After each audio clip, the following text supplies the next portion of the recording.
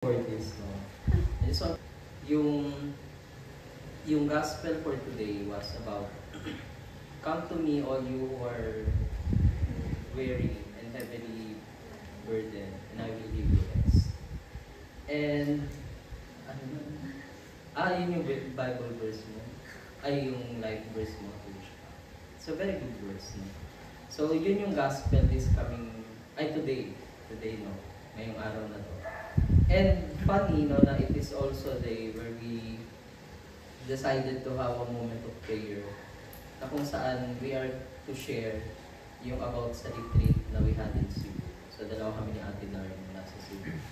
And the gospel itself talks about, no, yung about having the rest. No? Sobrang importante ng rest. No? And ganun ka-importante yung rest, most especially the spiritual rest. Now, I was listening to Father Ed kanina giving his homily. Sabi niya, most of the retreat house in Tagaytay are already booked. No, most especially in Advent. Kasi yun din naman yung essence ng Advent. It was really to prepare, in a sense, no? Prepare, in a way, no? Sabi nga nung gospel last time, diba, was to come to the desert. No? To the desert of our hearts. And what way, no? What a way to do it with undergoing a retreat. So, allow me to share with you yung naging experiences ko with the retreat nung, what was that last week? Last week, no? So, wait lang. Kukunin ko yung phone ko kasi baka mawala ako. Nag-ano lang ako ng mga pointers, no, as to what I wanted to share for the time restraint. Kasi baka mamaya kung ano-ano na lang makwento ko rito. Pero it was a very meaningful retreat for me, no? Sobrang nag-enjoy ako. And if I will describe, no, in one word, no, yung experience ko of the retreat, yung word would be reminder. It would be reminder. Kasi madalas kapag masyado ka nang sanay sa mga bagay-bagay na ginagawa mo, there's a tendency na nagiging routine na siya.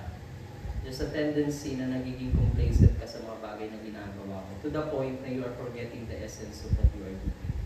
So sinabi ko na reminder kasi, ano ba yung pinakamabisang gamot sa pagkalimot? Di ba pag-alala? Pagpapaalala. So, reminder for me because we talked about dun sa retreat, we talked about the 4 sources of spirituality. Alam niyo ba kung ano yung 4 sources of spirituality ni Virgin Day? Sige nga, tingnan natin kung alam niyo. Ano yung first? No, not mystical value. The first is the Trinity. Not just the Trinity but the indwelling of Trinity in us. Tapos second is the Eucharist. Third is the mystical body, sabi. And then fourth is Mary. So yung retreat namin, it talks about the sources of spirituality the Virgin Day. Pero just like any encounter, no, for me, parang sabi ni Sister Maribel dun sa retreat namin, katulad nung sa kwento ni Zacchaeus, yung retreat, it has to have a pre-encounter, an encounter, and then post-encounter. So, I would like to talk about the pre-encounter first. So, minsan, no, kapag sanay ka na nga sa mga bagay-bagay na ginagawa mo, usually you forget the essence. Kung bakit mo siya ginagawa, madalas nagiging work na lang siya sa'yo. More than a ministry, it becomes a work. And I already knew, sorry, isa to sa mga nauwi ko from Cebu, no, yung flu. So, I already knew na I was going to send to Cebu. Kasi supposedly, di ba, yung dapat na pag-joinan ko ng discipleship trip was sa Cagayan de Oro. And kaso, no, nagkaroon kami ng isang importanteng bagay na kailangan asikasuhin ni Kuya Bong. Kaya I had to cancel yung pag-join ko ng DR sa CDO. So, when I was going to the retreat, no, I was carrying with me a lot of personal baggages. No? So, marami akong daladalahing mga pansariling tawag nito, isipin, no? Or I don't like to call it problem, pero isipin. with some things na medyo personal, but mostly about sa health ng nanay ko, as I shared already to some people. Na nag-undergo kasi ng check-up yung nanay ko kasi merong nakitang bukol sa dede niya. So there's a possibility na mag-undergo siya ng surgery. And I was worried at that time kasi baka mamaya mag-conflict siya on the day of the retreat. So baka mamaya yung the same day ng surgery ni mama would be the same day of the retreat. So with that, I'm already weighing down kung ano ba yung dapat kong unahin. Which is most likely na dapat yung mama ko. No? So, regardless, no, anyways, siguro dahil by the grace of God, inayos ni Jesus yung schedule ko, I was able to join the Cebu retreat. And knowing na it is already confirmed, no, na I will be joining the retreat in Cebu, I had a very little expectation. No, I had a very little expectation for the retreat. And yun din yung palagi kong sinasabi sa mga friends ko na along the way, I started feeling not excited. No, hindi dahil sa hindi ko gusto or hindi ako na-excite with the fact that it is in Cebu. Pero there is something in me na parang it is normal to attend a retreat. No, it is normal for me to attend a retreat. Kasi if it is going to be a travel, mag-enjoy ako for sure. Pero if I'm going to be inside the retreat house for 5 days, it is like parang dumaan ka lang ng Cebu for something, no? And then aalis ka rin ulit. So that's how I see it, no? But despite of my indifference, no, that time, God was not stingy, no? Hindi kuripot yung Diyos, no? He had prepared so many experiences and lights even before the retreat starts. No? So I would like to tell you the story of the pre-encounter first. So everything was set out for me. No, lahat ng bagay was prepared for me, as I would like to put it. I would say, the definition ng God will provide t-shirt. That time in the retreat, no? Yung air ticket, the registration, the accommodation na pagsistayan namin ni Ate Dar, everything, no? Parang ang kaso nga, all I had to do is magpakita. So kung hindi ako magpakita, hindi ako matutuloy sa retreat. Ganun ka provided yung retreat na yun for me, no? At least for me. And I was reflecting, no, I'm a stranger. No? Technically, I'm a stranger. I've been to Cebu once, no, noong 2018. Then afterwards, hindi na yun nasundan. And it is also a silent retreat. No? So I wasn't able to mingle with so many people as well. So wala ko masyadong naging friends. And wala ko masyadong nakilala. Not after the retreat, which is Ate Karen. Siya lang yung na-meet ko that time. Pero I was a stranger. I was very much a stranger in that place. Kaya medyo kinakabahan ako kasi walang-wala rin akong dala. So kumbaga kung mawawala ako doon, hindi ko alam paano ko uuwi. So I was a stranger. Yet I was welcome, no, as if I am a family. So yun yung kagandahan nung moment na yun. I was a stranger, yet I was welcomed like a family. So first, we stayed sa bahay ni Kuya Darwin. So we were given the opportunity to meet yung parents ni Brother Darwin. Si Tito Molly, sa si Tita Norma. They are very kind people. No? So, at the same time, no, nag-stay din na-meet din namin yung college friend ni Kuya Bong, si Kuya Bernard.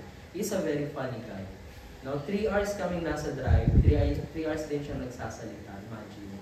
Ang dami niyang baong kwento. All throughout the 3-hour drive, no, sabi nga ni Pads, halos buong Cebu na libutan namin. No, so, and at the same time, siya rin yung nag-treat ng aming lunch, no, sa may bus stop. And on our way home dun sa aming gala that first day, we were welcomed by Doc Joy. So si Doc Joy, sila yung nag-mass produce nitong cross natin. Sila yung si Kuya Regner yung nag-design, sila yung nag-mass produce. Tapos sila rin yung nag-mass produce ng mga rosary natin sa Virgin Day. Yung may Mama Mary na ganito. And nung time na yun, no, we just got home doon sa aming gala. And And then we were welcomed again, no, for dinner. No, we were welcomed with a sumptuous food for us, no. Hindi ko na makakalimutan yung yung ngoyong. No, sobrang sarap ng ngoyong. And doon mo lang sa Cebu siya matitikman. Wala siya in other places, doon lang talaga sa Cebu. And then also in that dinner, we met si Kuya Ronald, one of friends also ni Father Bong and Father Vic. And hinatid namin si Kuya Bong going back to Manila sa airport. And then si Kuya Ronald, no, out of his generosity, sobrang babait ng mga disciples in Cebu. They also drive us home, pabalik dun kala Tito Moli, kung saan kami nagsistay. And this is something that I was so struck with in my pre-encounter. Kasi mind you, I haven't met these people. No, hindi ko sila kilala personally. And the following day, I met an old friend, as I was telling kanina si Karen. And then, she treated us to a lunch. And then afterwards, nag-catching up kami. And then afterwards, siya yung nag-send sa amin papunta sa retreat house. So, siya yung nagbayad ng grab namin. Thank you, Karen. So, ayun. And all of this experience, no, so I was reflecting before we are going to the retreat house. All of this I experienced not because I am a very special person, pero because I am part of something big. I am part of something big, no, which is a community. No, this Verbum Dei community. Because I am part of the Verbum Dei family. No?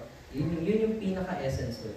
If I am to go to Cebu as a tourist, hindi ko may experience yung lahat na na-experience namin yung time na yun.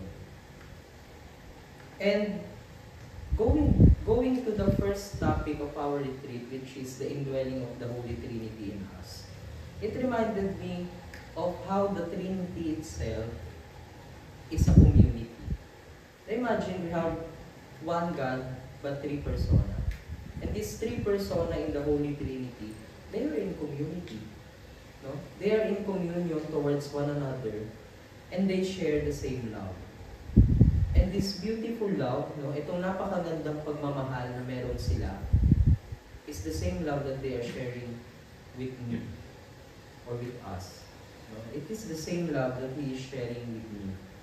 And I was very struck with that, because when we were talking about the indwelling of Trinity in us, we were having the passage na God created us in, we were using the passage na God created us in His own image. No, and when we look at the Holy Trinity, no, they are an image of community. They are an image of love. So imagine, and if the Holy Trinity is love, and if the Holy Trinity is community, then I too is a community. Ako rin, no? I am also love. And what struck me the most about the indwelling of Trinity is the part that the Trinity loves us in totality. Mahal na mahal tayo ng Holy Trinity ng buong buo. And they were telling us in the retreat na the Holy Trinity loves us with all our strength and with all our weaknesses. So kahit na ano pa yung kalakasan mo, kahit ano pa yung kahinaan mo, tanggap na tanggap ka sa pamahal na mahal ka ng Holy Trinity. And at first, I wasn't believing it. Kasi, if I may be personal, when we were preparing para doon sa retreat, I was very much thinking,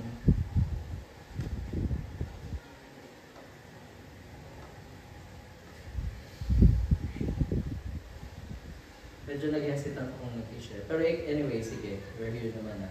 I was thinking, if I am to quit in being a youth advisor. And I was very honest with God. Sabi ko, Lord, I will give you a chance. Wow, yapang, di ba? I will give you a chance. No? I will give you a chance. I will try this retreat first. Then afterwards, let's see. And then more than that, no, I was also thinking na maybe it's time to pursue another way of life. Na baka it's time for me to pursue a career. Or it's time for me to pursue something na perhaps maybe useful. I would say in a different sense. Not na hindi to useful pero useful in a different sense. You know what I mean? No, pwede akong mag-pursue ng career, no, or ng trabaho. So that's what I was thinking the first day of the retreat. And I was very much affirmed the very first day pa lang. I mean the day after nung welcoming. No? I was very much affirmed because we were talking about the community is a gift. No, the community is a gift for you, for us, ng Diyos. Regalo sa atin ng Diyos yung community. And all throughout the topic of the Holy Trinity, we were talking about the Holy Trinity loves you despite of your weaknesses, in spite of your weaknesses, and with all of your strength. And that the Holy Trinity, they are not jealous towards each other. Diba, as I was saying, they're very much connected. Pero hindi sila nagsiselos sa isa't isa. The Holy Trinity is not jealous that the Father loves Jesus. And Jesus is not jealous that the Father loves the Holy Spirit. No, they are not jealous. And they are a very much example of what a community is. No? And I was thinking, no, that is how God is loving us in our strength. But at the same time, He is loving us in our weakness. And I was very much affirmed that time because all throughout nung araw na yun, ang ginagawa ko lang was that I don't deserve, parang nagsiself-pity ako. I don't deserve to be an advisor. Ganito, ganyan, I have so much weaknesses. I don't have anything to offer anymore. Hindi sa I don't have anything to offer talaga at all. Pero I feel like I don't have anything to offer anymore. I am having a crisis. I was being honest. So sabi ko, I feel like the youth has been complacent with me. Parang pakiramdam ko, this is me, pakiramdam ko they don't respect me anymore. And also, I feel like kaya ni Ate Gar. Yun yung sinasabi ko, pakiramdam ko kaya naman na ni Ate Gar.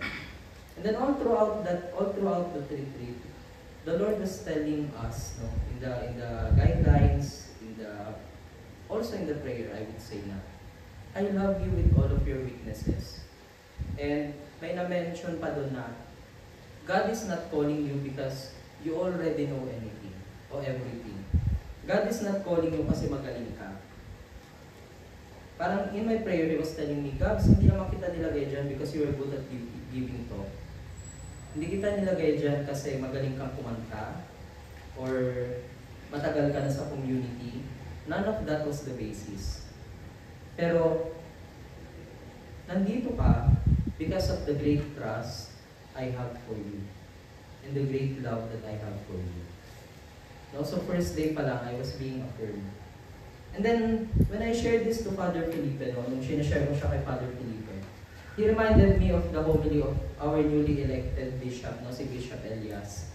Sabi niya na, nung bata pa daw siya, nakikipag-share siya ng sapatos sa kapatid niya. So dahil bata pa siya, malaki yung sapatos. So para magkasya yung sapatos, ang ginagawa niya, nilalagyan niya ng medyas, papel, para mapunan yung kulang. And sabi ni Father Felipe, ganun yung pagmamahal sa atin ng Diyos. He gives us this responsibility that is so much bigger than us. Or something that is so much bigger than us.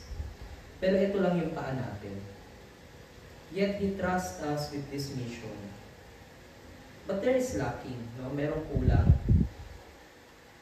And yung lacking na yun, Diyos ang magpupuno.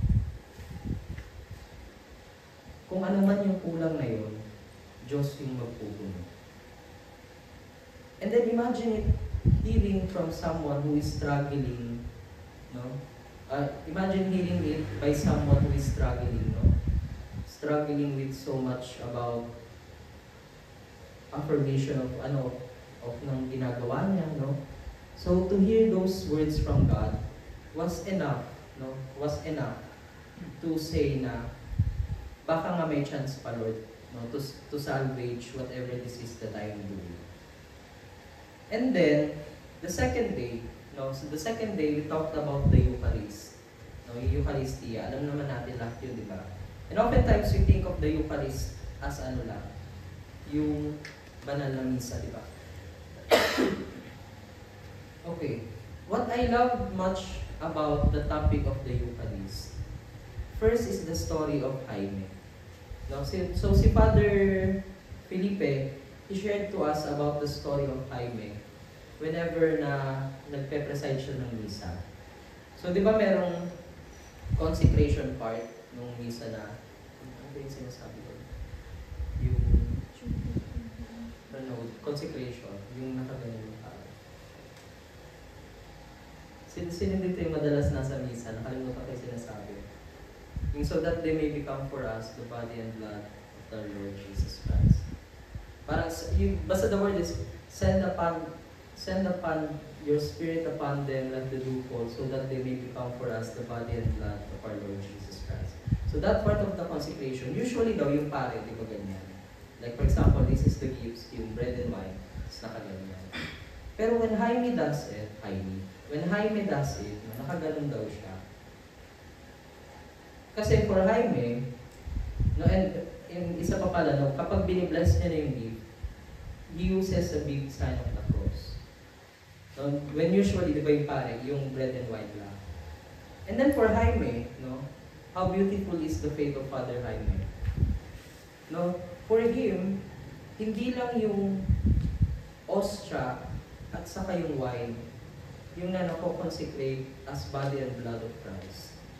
He also believes na kapag he does the prayer of consecration, he also consecrate the people.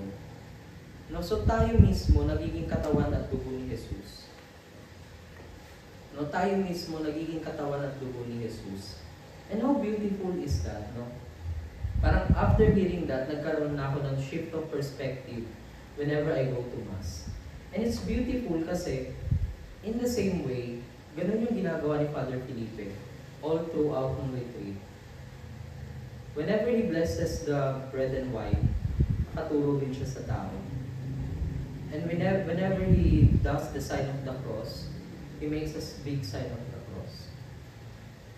So in me, no, it made sense for me, especially nung nasa Mass na hindi lang yung bread and wine yung nagiging regalo ng Diyos para sa mundo, pero ako rin mismo.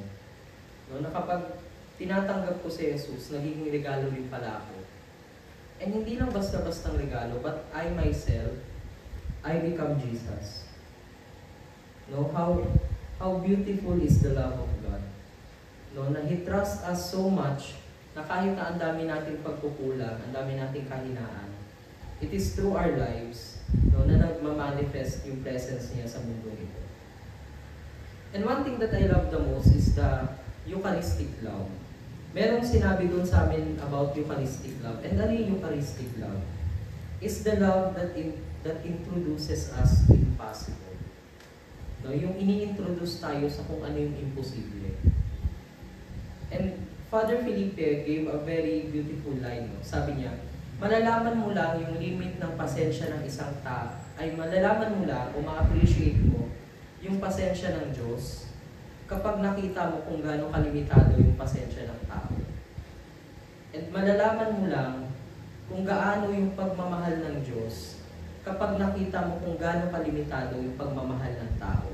Dahil magmula doon, maikukumpara mo. Magmula doon, maikukumpara mo na ang layo-layo ng pagmamahal ng Diyos sa kung paano magmahal yung tao. And yun yung impossibility na sinasabi, no, ng Eucharistic love, is that it pushes us to do the impossible. If you think na impossible for you yung magmahal, then the Eucharistic love is pushing you to do the impossible. And if for me, it's impossible, no, na maging pasensyosong tao, na hindi magalit kaagad, then the Eucharistic love is pushing me to go further than who I am. parang sinasabi ng Diyos, kung ikaw yan, and yan yung pagkakakilala mo sa sarili mo, then go further. Kung paano mo ko nakikilala, imitate that. No, imitate that. So, how beautiful it is, no, na the Trinity is reminding us that we are created out of love. And then the Eucharist, no, pushing us, no, or inspiring us na ma-realize, no, na you are capable of the love that we have. No, whatever it is that God's love is sharing, you are capable of it. And this Eucharistic love, no, yung Eucharistic love that we happen to realize is the same Eucharistic love that inspires us to change, no, to be transformed.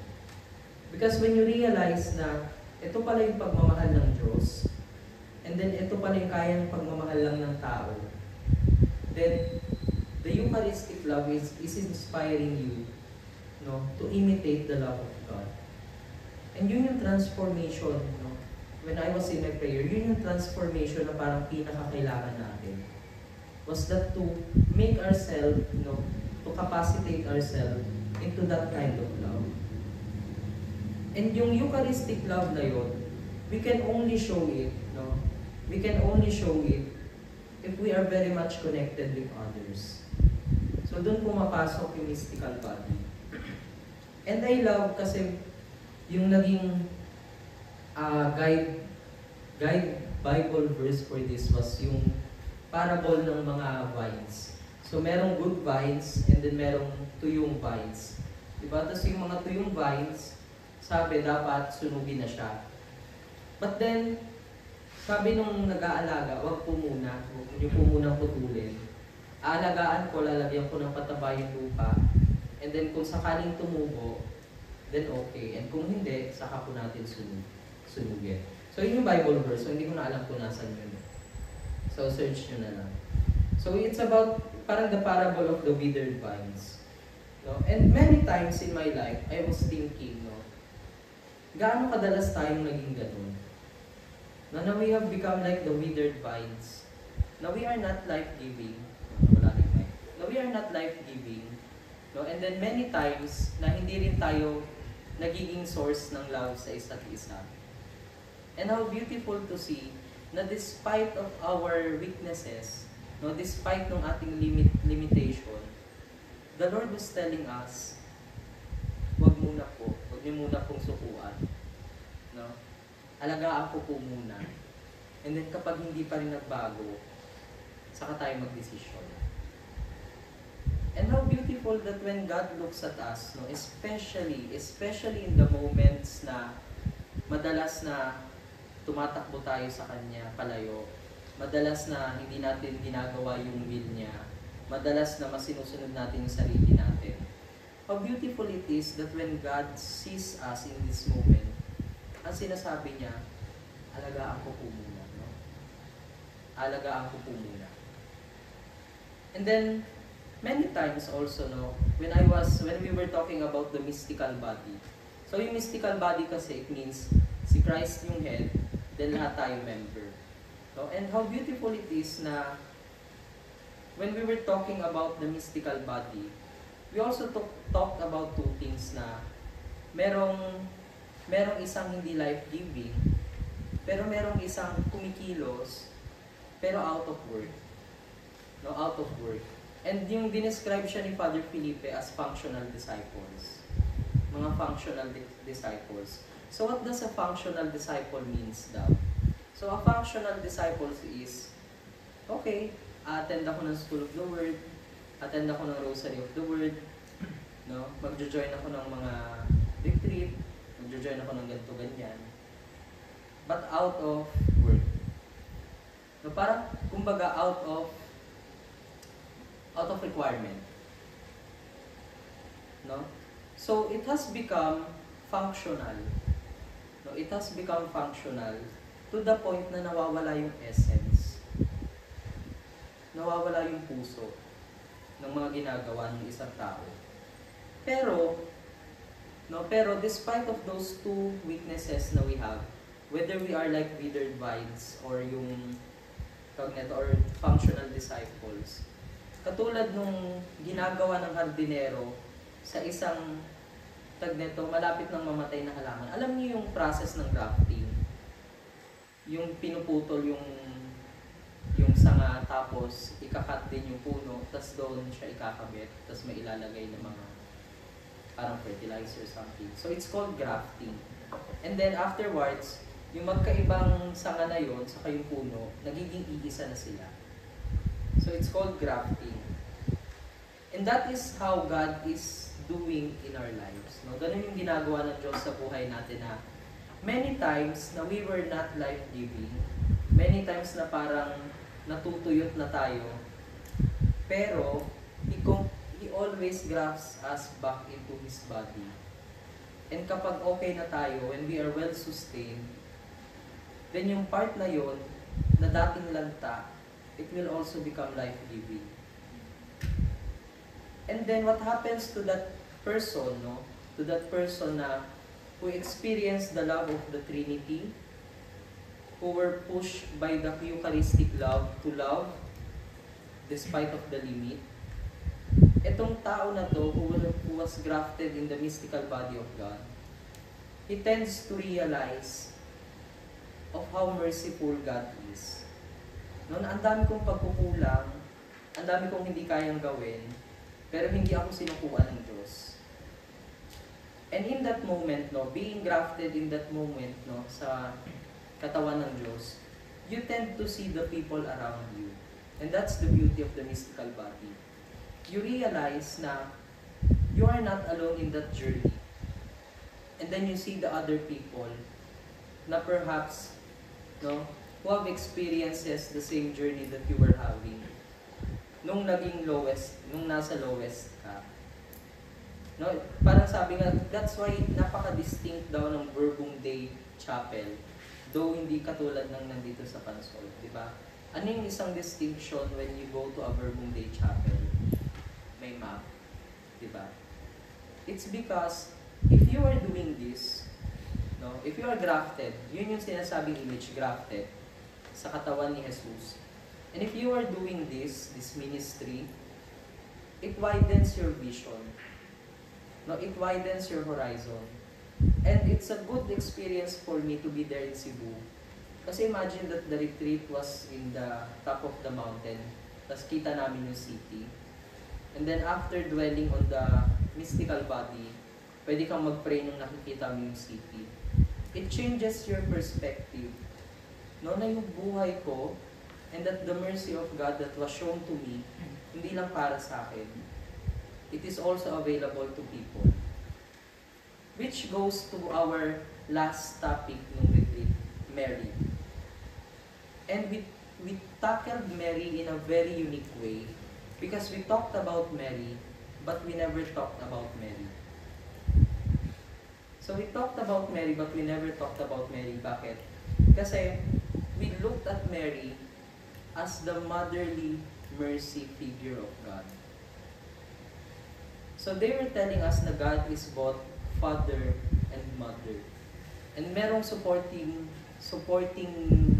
verse doon sa Bible, I think it is in Isaiah, na I will take care of you in Jerusalem, just like a mother takes care of his son. Imagine God Himself, who most of the time we think as what? Father, no, introducing to us na I will take care of you as a mother. No?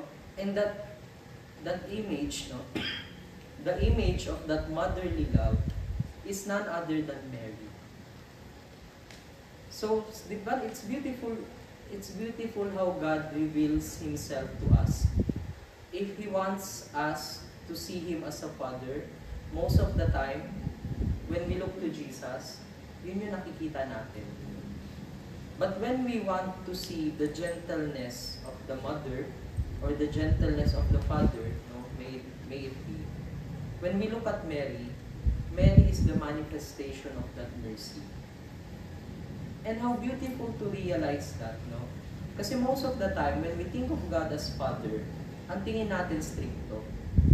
Kaya nga kapag nagkakasala tayo, ang una nating response was nahihiya. So, hindi ka makalapit. Kasi mostly, when you think of the firmness of the Father, madalas, baka pagalitan ka, no? Baka paluin ka. Pero when you think of God as someone who has the motherly mercy, it's easier for me, no, to approach God. No? And for me, it gave me a very different perspective with my relationship to God. No, how beautiful that my God can both be firm and gentle at the same time. No, na He's not just about firmness, na He's not just about lecture, no, it's not just about lessons. Pero when the time comes na I am in need, no, I am in need of gentleness, meron siyang mukha ng mercy na yun. And most of the time, it is shown in the face of Mary. So, afterwards, no, nung binibigay sa amin yun, I was so refreshed. No, I was so refreshed. Kasi most of the time, sabi ko nga kanina, before we start, tinitingnan ko yung sources of spirituality dun sa may pader. Ilang beses na nating dinadaan-daanan yun. And most of the time, nasa tabi lang siya ng basurahan, di ba? Pero little did we know that these 4 sources of spirituality is the same sources that will refresh our following. No? It's the same sources of spirituality that will renew our discipleship. No? And most of the time, nandun lang siya sa may tabi ng basurahan na dadaan-daanan natin. And ako, I'm guilty with it. No? I'm also guilty with it. And then, when I realized that, these 4 sources of spirituality, no, the Trinity, the Eucharist, the mystical body, Mary, it's actually a reminder of who we are. This is what we are, no? Parang kumbaga, ito yung pinaka-kontribusyon natin sa simbahan, no? Yung sources of spirituality, this is what nourishes a Verbum Dei disciple. And this sets us apart. It sets us apart in a different or many charism and congregation. Ang daming charism, ang daming congregation sa labas, sa loob ng simbahan. Di ba, may Franciscan, may Dominican, may Jesuit, may ano pa ba? Kung ano-ano pa. Pero what makes a person a Verbum Dei? And what I realize is this one word. Home. Which was our very much objective, no? Remember nung ginagawa natin yung planning natin for the whole year or for the whole 2 years? Kasi, looking at these 4 sources of spirituality, no? Whenever we think of the Trinitarian love, who is a community, whenever we look at the Eucharist, no, who loves despite of the limit, and whenever we are very much concerned with the people around us, whenever we look at someone as part of the mystical body, and when we show to people the motherly mercy of God, we become Verbum Dei. And for me, I was reminded of my discipleship that day. Na para bang, whenever I ask people, or whenever I ask young people, no, bakit ka balik ng Verbum Dei? Or whenever I ask yung mga kabatch ko, bakit ka balik ng Verbum Dei? There is one commonality on what they say. Yung pag-welcome ng misyonero, yung pag-welcome ng misyonera, na para bang nawala ka, and yung nawala ka ng matagal, pero parang wala na. And I was thinking, saan ang gagaling yun? Saan ang gagaling yung spirituality na yun, na kahit na stranger ka, in a very strange place, you will never feel like a stranger. You will feel like you are part of a family. And I was asking God, no, saan ang gagaling yung ganong charisma ng Verbum Dei? releasing these four sources of spirituality. And that's why how important it is, no? How important it is that we are living out these four sources of spirituality. Kasi it identifies us. No, it sets us apart to many congregations, to many groups outside the church, outside and inside the church. And whenever we are connected to these four sources, no, we become a home for people. No, we become a home for people who might be feeling homeless. So ito yung four sources of spirituality na nagne-nourish sa missionary. No, ito yung mga sources of spirituality na kaya pala ang welcoming nila with us. And if we are able to embrace these four sources of spirituality, then we will become the same people, no, who welcomes others. And with that, no, we become a home. With that, we become a home with one another. So for our moment of prayer, no, let us reflect dun sa mga favorite nating questions. No? First is what struck me the most. No, what struck me the most. And then second is, ito yung pinakatanong sa amin all throughout the trip. Kamusta yung puso mo? And then follow-up question with that, kamusta ang puso mo? Are you connected to the source? No, are you connected to the source? And third, no, third mostly is the missionary part of the missionary part of prayer. No?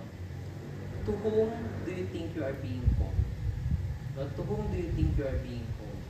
Because mostly, no, nasasanay tayo na when we are journeying, we only look at ourselves. No, we only look at our own growth, own spirituality. Pero the sources of spirituality, it inspires us to broaden our horizon. So as you grow in your spirituality, to whom do you think you are being called? And when I say whom, sino talaga? Like personally, a person, sino?